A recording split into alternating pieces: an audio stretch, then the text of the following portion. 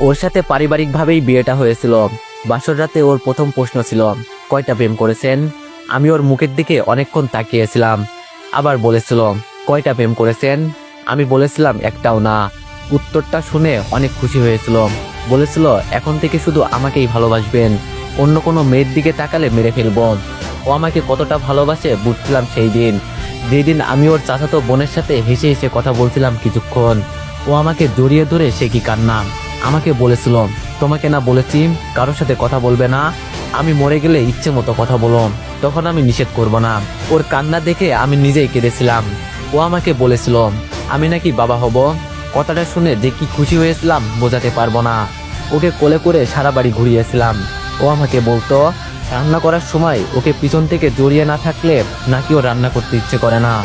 আমি ওর সব আবদার হাসি মুখে পূরণ করতাম। বড্ড ভালোবাসতাম ওকে, এখনো বাসি। ও আমাকে বলেছিল, আমাকে জড়িয়ে ধরে না ঘুমালে নাকি ওর ঘুমই আসে না। সারা রাত জড়িয়ে ধরে থাকতাম, তাই কোথাও রাতে থাকতাম না। যত রাতই হোক বাসায় আসতাম। ও যখন 6 মাসের অন্তঃসত্ত্বা, তখন আমাকে বলেছিল, আমাকে ছাড়া তোমার কেমন লাগবে গো?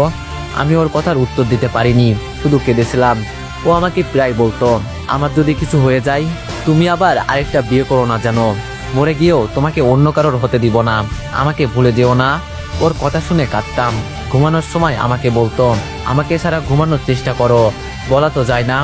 আমি ওকে আরো জড়িয়ে শক্ত করে জড়িয়ে ধরতাম। একদিন ওর ব্যথা উঠল, সাথে সাথে ওকে হাসপাতালে নিয়ে গেলাম।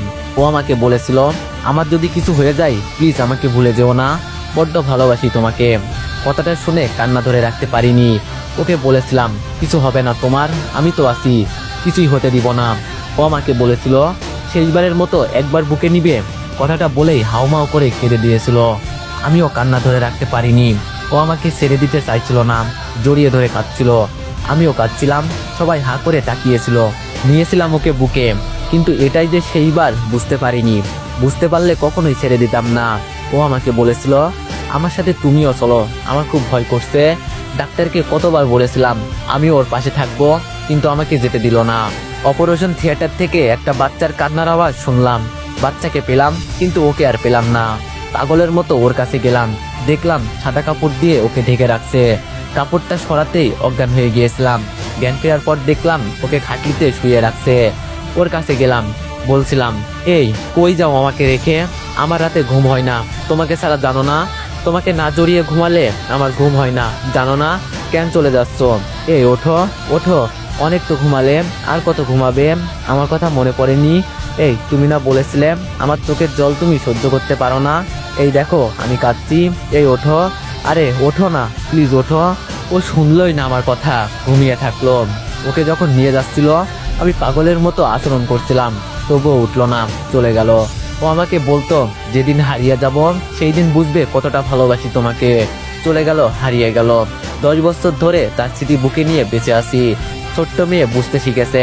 আমাকে বলে, আব্বু আম্মুর জন্য আর কত কাঁদবে, তোমাকে আর কাঁদতে দিব না বলেই চোখের পানি মুছে দেয়। আবার চোখ জল ভরে ওঠে, আবার মুছে দেয়।